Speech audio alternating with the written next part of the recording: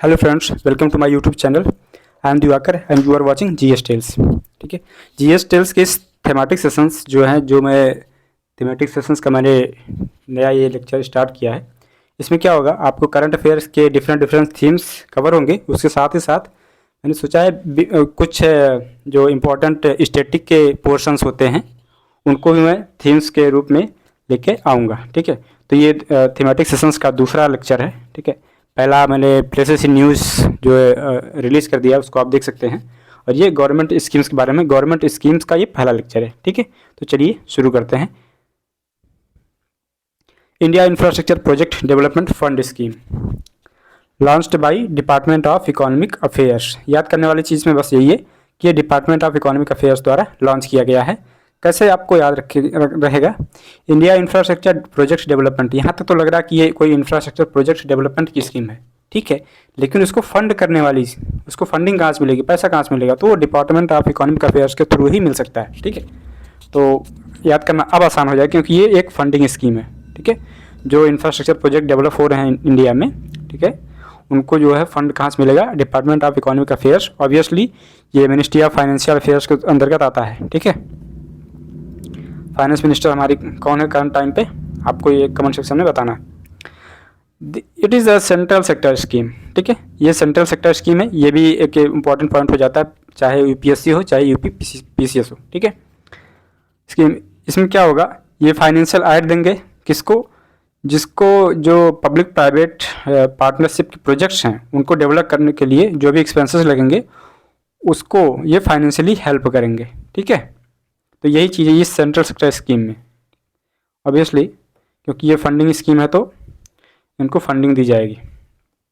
इसमें और क्या क्या होगा आगे, अब इससे जब उनको फंडिंग मिलेगी तो ऑब्वियसली इफ़ेक्टिवली इम्प्लीमेंट कर पाएंगे bankable viable public private partnership project. Okay, ठीक है, तो ऐसे प्रोजेक्ट्स जो बैंकेबल हों और वायबल हों। अभी यही चीज़, ये जो वर्ड्स हैं ना, कीवर्ड्स हैं, ये डिफरेंस कर देते हैं। एक और स्कीम 2006 में लॉन्च की गई थी, वायबिलिटी गैप फंडिंग स्कीम। ठीक है, 2006 में लॉन्च की गई थी।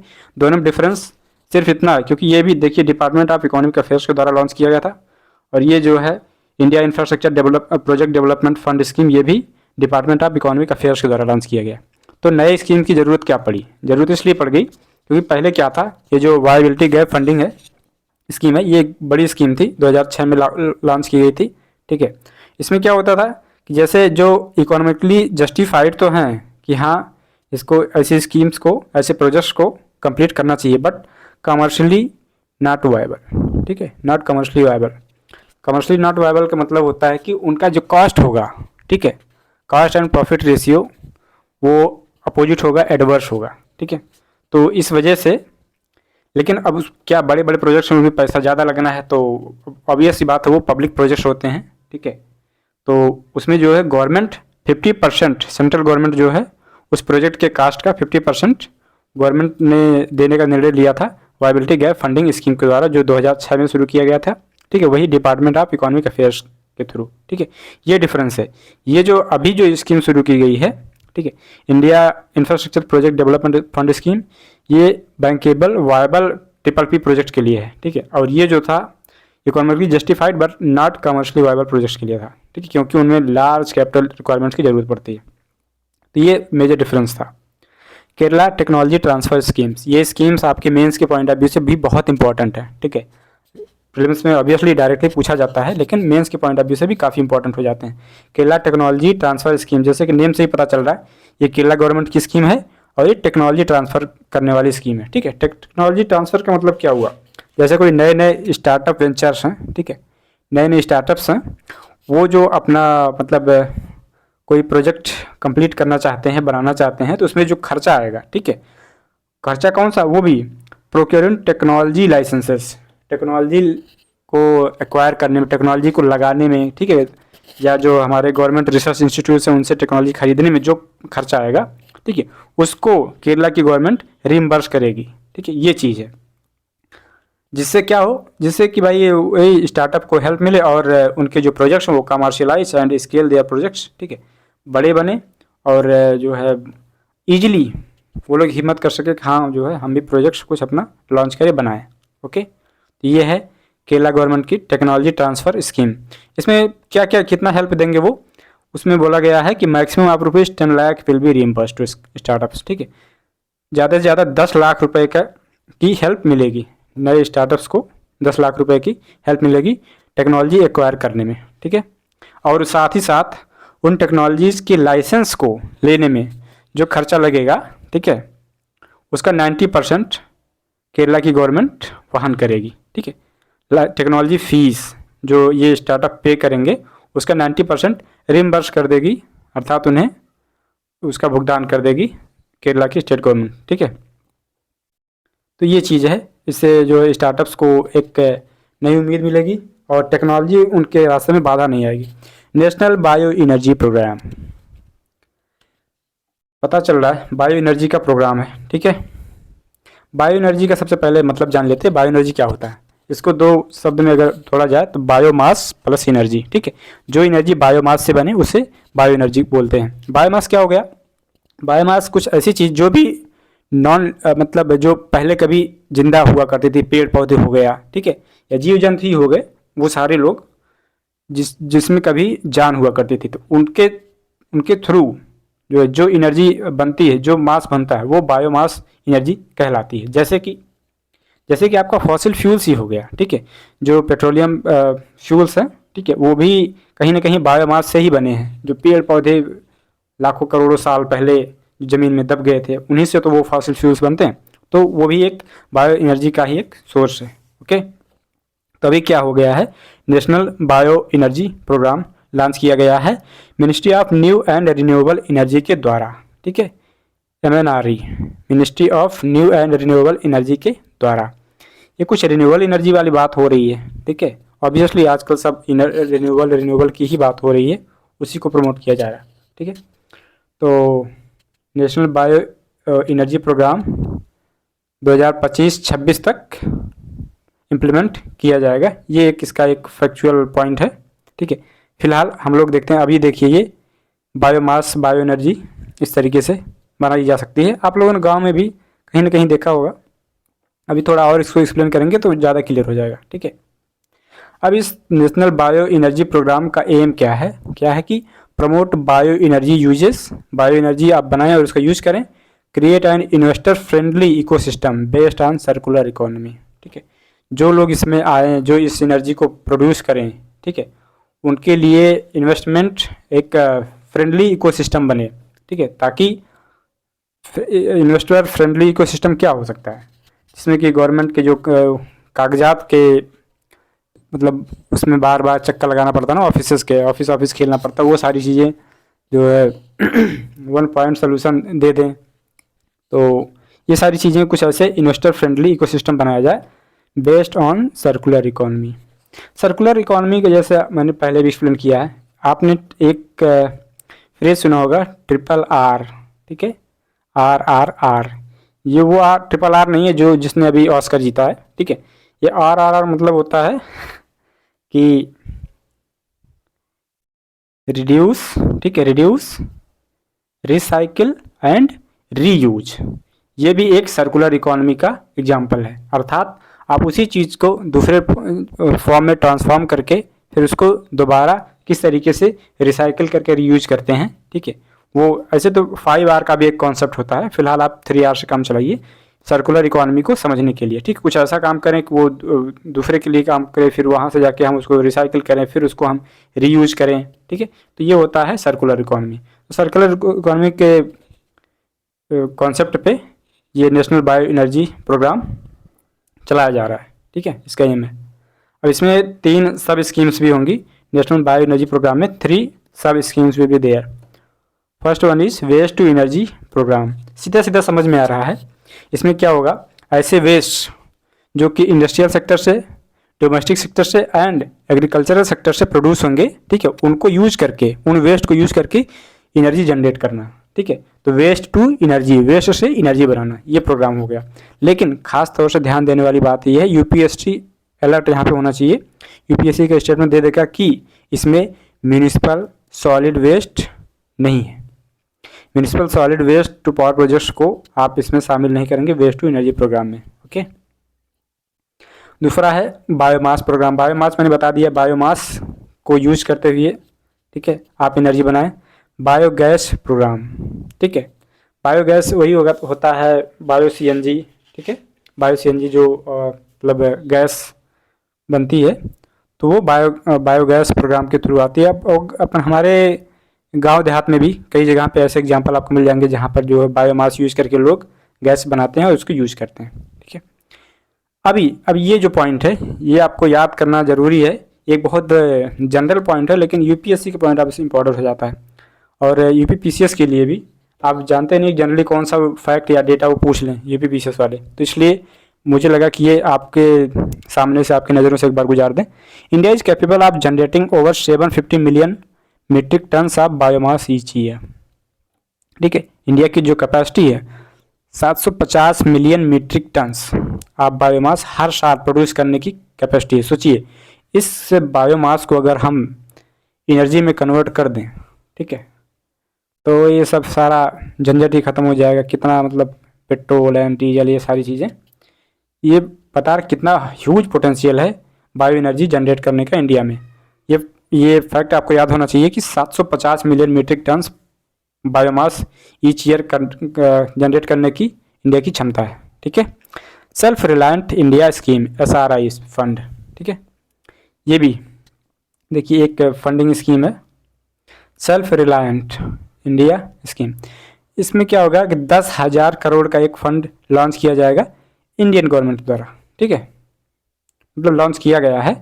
इसमें क्या होगा, ये एक SEBI registered category 2 alternative investment fund है, ठीक है, सेबी के थ्रू ये रजिस्टर्ड होगा self reliant India fund. Category 2 alternative investment fund, alternative investment fund जैसा कि मैंने पहले भी आपको एक्सप्लेन किया है, कुछ ऐसा पूल, फंड का पूल, ठीक है, पूल मतलब ढेर सारे फंड कलेक्ट करके कई प्राइवेट सेक्टर से लोग या तमाम तरीके से लोग अपना जो फंड एक जगह कलेक्ट करते हैं, फिर उसको किसी ऐसे प्रोजेक्ट में इन्वेस्ट करते हैं जहाँ पर प्रॉफिट अच्छा खासा हो, ठीक है। आपका अगर ये हो गया नेशनल हाईवेज में हो गया, एक्सप्रेसवेज में हो गया, ठीक है, इस तरीके से। तो अगर ऐसे कोई बड़े बड़े पब्लिक प्राइवेट प्रोजेक्ट्स हैं उसमें जो इन्वेस्ट करते हैं उसको बोलते हैं अल्टरनेटिव इन्वेस्टमेंट फंड। तमाम तरीके से रियल इस्टेट में भी इन्वेस्टमेंट होता है, ठीक है। तो ये इंडियन गवर्नमेंट द्वारा लॉन्च किया गया to provide growth capital to MSME sector, ठीक है, सेल्फ रिलायंट इंडिया फंड। इसमें क्या होगा, सेबी जो है इसको रजिस्टर करेगी और MSME सेक्टर को की कैपिटल को ग्रोथ करने के लिए ये स्कीम लॉन्च की गई है, ठीक है। कैसे ऑपरेट करती है, operate via mother fund and daughter fund, fund of funds structure. ये आपका यूपीएससी का स्टेटमेंट है, ये समझ लीजिए, यूपीएससी ऐसे स्टेटमेंट देके पूछ सकती है, ठीक है। फंड ऑफ फंड्स का मतलब क्या होता है, जैसे इसमें 20% ऑफ द फंड जो है 20% ये आपका सेबी व्यवस्था करेगी, बाकी 80% जो फंड है वो प्राइवेट सेक्टर खुद मिलके व्यवस्था करें, उसका अरेंजमेंट करें, उसके बाद कोई भी प्रोजेक्ट को जो है कंप्लीट करें। तो ये हो गया daughter fund and mother fund, ठीक है, fund of fund structure. Fodder centric farmer producer organization, fodder का मतलब होता है चारा, ठीक है, चारा वो भाईचारा वाला नहीं, भैंस चारा वाला, गाय चारा भी कह सकते हैं, ठीक है। तो fodder centric farmer producer organization, एक फार्मर प्रोड्यूसर ऑर्गेनाइजेशन ऐसे जो फॉर्डर सेक्टर हो, जो कि चारे के लिए ज़्यादा खास तौर से काम करें, ठीक है। मिनिस्ट्री याद करना हमेशा जरूरी होता है, ministry of fisheries animal husbandry and dairying propose the setting up of fodder centric farmer producer organization. 2020 में इन्होंने कहा था कि ये फॉर्डर की कमी है, जो चारे की कमी है इंडिया में, उसको डील करने के लिए हमें fodder centric farmer producer organisations की ज़रूरत है, उन्हें और ज़्यादा सेट करने की ज़रूरत है, ठीक है। ये माहौल गांव देहात वालों को अक्सर पता होगा, आजकल तो मतलब भूसा एंड पैरा ये सारी चीज़ें जो है खरीदते हैं, पहले वैसे ही सफिशिएंट हो जाया करते थे, अब सफिशिएंट नहीं है तो उनको खरीदना पड़ता है, तो और उसका जो कॉस्ट है वो बहुत ज़्यादा पड़ता है, ठीक है। इसलिए गवर्नमेंट को ये ज़रूरत मतलब महसूस हुई कि हाँ हमें जो है fodder centric farmer producer organisations को भी इस्टेब्लिश करने की ज़रूरत है। 2020 में ही ये प्रस्ताव पास किया गया था ministry of fisheries, animal husbandry and dairying के द्वारा। ठीक है, इट रिक्वेस्टेड, इसमें क्या कहा गया था कि जो एग्रीकल्चर मिनिस्ट्री है वो अपने एग्रीकल्चर मिनिस्ट्री का एक स्कीम है, formation and promotion of thousands new FPOs, farmer producer organisations. ठीक है, इसका मतलब होता है फार्मर प्रोड्यूसर ऑर्गेनाइजेशन। तो उसमें कहा गया था कि यूनियन एग्रीकल्चर मिनिस्ट्री जो है वो परमिट करे कि उसके थ्रू फॉर्डर सेंट्रिक FPO को भी इस्टेब्लिश किया जाए। फॉर्डर का मतलब चारे का भी ध्यान दिया जाए। ठीक है, तो अभी आपको समझ में आ गया कि चारे पर इतना फोकस क्यों किया जा रहा है, कौन से, और ये एग्रीकल्चर मिनिस्ट्री क्या चारे पे ध्यान नहीं देती? देती है, लेकिन इतना खास तौर से नहीं। ठीक है, खास तौर से कैसे, अभी आपको थोड़ा आगे जो है उसमें पता चलेगा। फिलहाल आप ये जान लीजिए कि नेशनल डेयरी डेवलपमेंट बोर्ड, ठीक है, उसको इम्प्लीमेंटिंग एजेंसी इस स्कीम का बनाया गया है। नेशनल डेयरी डेवलपमेंट बोर्ड को इसका इम्प्लीमेंटिंग एजेंसी बनाया गया है इस स्कीम का, fodder centric farmer producer organization का। ठीक है, और इसमें प्रोजेक्ट में एम किया गया है कि कम से कम 100 of these FPOs will be set up by national dairy development board under this scheme. 100 ऐसे फॉर्डर सेंट्रिक जो है फार्मर प्रोड्यूसर ऑर्गेनाइजेशन सेट किए जाएंगे NDDB के द्वारा। ठीक है, अब यहाँ पे देखिए जो अभी मैंने एक्सप्लेन किया कि फॉर्डर सेंट्रिक पे इतना फोकस क्यों किया जा रहा है, क्योंकि जनरली क्या होता है ना, एनिमल हस्बेंड्री पे फोकस किया जाता है। ठीक है, जानवरों को पाला कैसे जाएगा। ठीक है, लेकिन इसमें क्या है, जानवरों को पाला कैसे जाएगा, कहाँ रखा जाएगा, उनको कौन कौन साफ सफाई, खाने पीने की सुविधा, वो सब ठीक है, लेकिन उनका चारा कैसा रहेगा, हेल्दी रहेगा, और कहाँ से मिलेगा, कितना मिलेगा, उस पर खास तौर से ध्यान देना है। हस्बेंड्री जो एनिमल हस्बेंड्री वो सेकेंडरी एक्टिविटी हो जाएगी इस स्कीम में। फॉर्डर प्लस मॉडल इसको बोल रहे हैं। देखिए, फॉर्डर प्लस मॉडल। ठीक है, पहले फॉर्डर पे आप फोकस करिए, चारे फोकस करिए, उसके बाद जो है एनिमल हस्बेंड्री पे फोकस करिए। ठीक है, तो ये इस स्कीम का खासियत है, fodder centric farmer producer organization को सेटअप करने का। ठीक है, वो टीज स्वामित्व स्कीम। स्वामित्व स्कीम आज की स्कीम नहीं है, 2021 की है, अप्रैल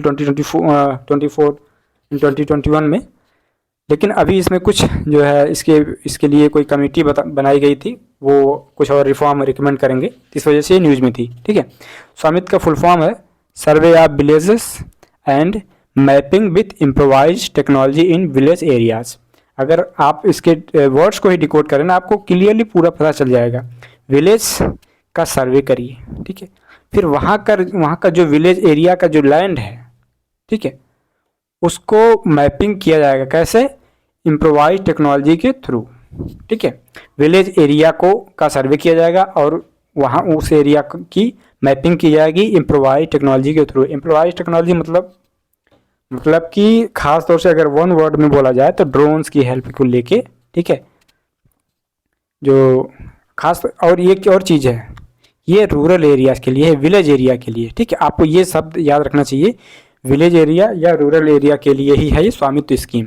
इसमें क्या होगा, ठीक है, इसमें यही होगा कि उसका सर्वे किया जाएगा, गांव देहात का सर्वे किया जाएगा, फिर वहाँ पर ये मतलब रिकॉर्ड बनाया जाएगा किसकी कितनी जो हाउस होल्ड की ज़मीन है। ठीक है, फिर उसके नाम पर वो रिकॉर्ड दर्ज कर दिया जाएगा, रिकॉर्ड ऑफ राइट्स। ठीक है, अभी ये सब आने वाला आपके मतलब स्लाइड्स में। इसमें खाली दो चीज़ें याद रखनी है आपको, ये स्वामित्व स्कीम के बारे में ये तो पता ही होगा। ठीक है, ये आता है मिनिस्ट्री ऑफ पंचायती राज के अंतर्गत। ठीक है, 2021 में ये स्कीम लॉन्च की गई थी पंचायती राज डे के मौके पर। नेशनल पंचायती राज अप्रैल 2024 को मनाया जाता है। ठीक है, तो उसके मौके पर ये स्कीम लॉन्च की गई थी। यही क्लियर ओनरशिप, इस स्कीम का मेन मकसद यही है, an integrated property validation solution in rural India. खास तौर से वर्ड्स पे ध्यान दीजिए, रूरल इंडिया का ये स्कीम है। ठीक है, इसमें क्या होगा कि जिसके जितने घर बारी का जितना एरिया होगा उसको प्रॉपर्टी वैलिडेशन मिल जाएगा। ठीक है, प्रॉपर्टी वैलिडेशन मिल जाएगा मतलब कि सरकारी कागजात पर उसका रिकॉर्ड बन जाएगा। ठीक है, जिससे कि वो क्लियर ओनरशिप उसको पता चल जाएगी। फिर क्या होगा कि जो घरेलू डिस्प्यूट्स होते हैं लैंड रिकॉर्ड्स को लेके, या हमारी ज़मीन यहाँ तक, आपकी ज़मीन वहाँ तक है, ठीक है, ऐसे करके वो सब खत्म हो जाएगा। सरकारी कागजात में जो एक बार क्लियर ओनरशिप सेट हो गया वही सेट हो गया। ठीक है, तो प्रॉपर्टी वैल्यूएशन आपकी इंश्योर हो जाएगी। It provide the record of rights. ठीक है, आपकी राइट्स कितनी ज़मीन पर है, कितनी ज़मीन पर आपकी राइट्स हैं, ठीक है, उसका रिकॉर्ड रहेगा, ठीक है। तो वही प्रोवाइडिंग प्रॉपर्टी कार्ड्स, आप इसको मतलब स्वामित्व स्कीम के थ्रू आपको एक प्रॉपर्टी कार्ड भी दिया जाएगा, जिससे आपको पता चल लगेगा कि आपका जो है घर ज़मीन कितना दूर में फैला हुआ है, कितना है, उसका रिकॉर्ड क्या है। Amendment in electoral bond scheme, ये भी कोई नई स्कीम नहीं है, लेकिन इसमें अमेंडमेंट लाया गया है, इस वजह से ये स्कीम जो है न्यूज़ में आ जाती है, ठीक है। फिलहाल आपको इलेक्टोरल बॉन्ड सबसे पहले पता चलना चाहिए कि कैसे काम करता है।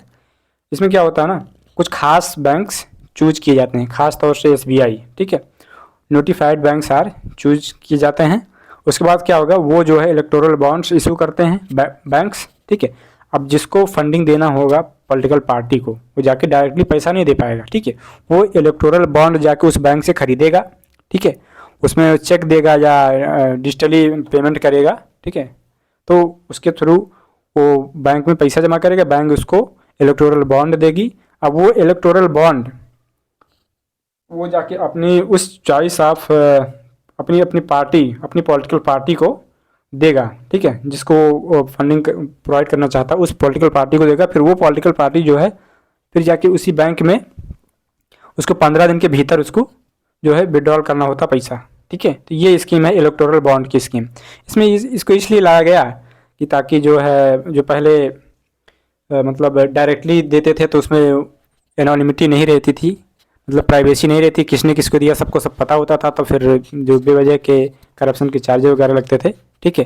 ट्रांसपेरेंसी और अकाउंटेबिलिटी जो है इंश्योर करने के लिए इस स्कीम को लाया गया है। हालांकि फिर इसके भी प्रोज एंड कॉन्स है ही, वो हम जब प्रीलिम्स ओवर हो जाएगा, मेंस में डेफिनेटली ये स्कीम डिस्कस करने लायक है, ठीक है, तब डिस्कस किया जाएगा। फिलहाल आप ये जान लीजिए कि अभी जो अमेंडमेंट हुआ है, ठीक है, उसमें ये कहा गया है कि एक्स्ट्रा 15 दिन, एक्स्ट्रा 15 डेज का जो इलेक्टोरल बॉन्ड का सेल है उसको अलाउ किया जाए एक्स्ट्रा 15 डेज के लिए।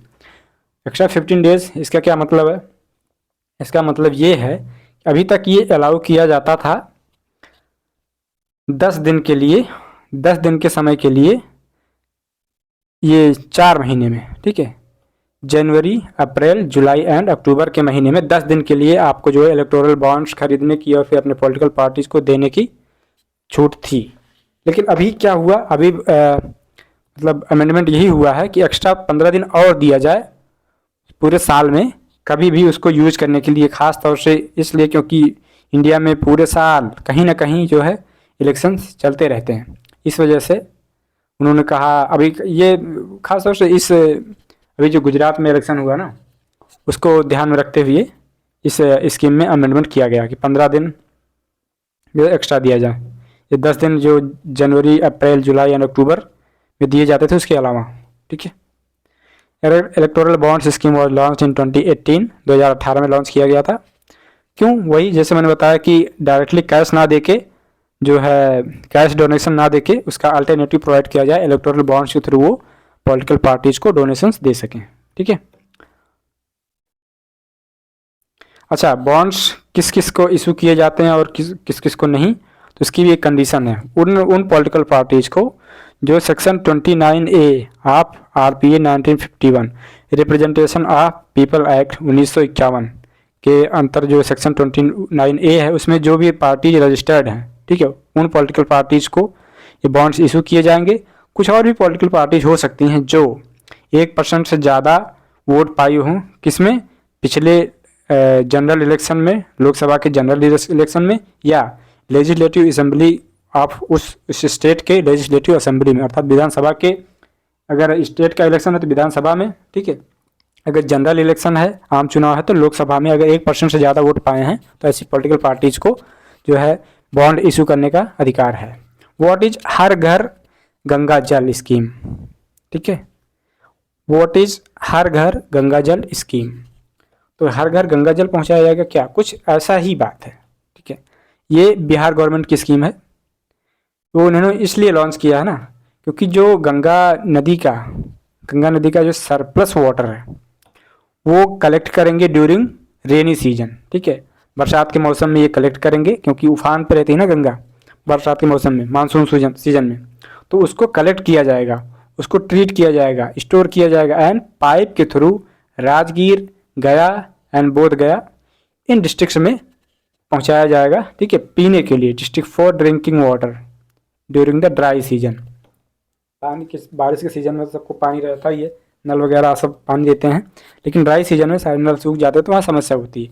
तो बारिश के पानी को, गंगा जी के पानी को कलेक्ट करके उसको ट्रीट किया जाएगा, साफ सफाई की जाएगी, ठीक है, पाइप के थ्रू राजगीर गया है, बोध गया डिस्ट्रिक्ट में पीने के लिए दिया जाएगा। ये इंपॉर्टेंट पॉइंट है, खेती के लिए नहीं, पीने के लिए स्टोर किया जाएगा, ठीक है। It will be launched as part of the state government's Jal Jeevan हरियाली स्कीम, ठीक है।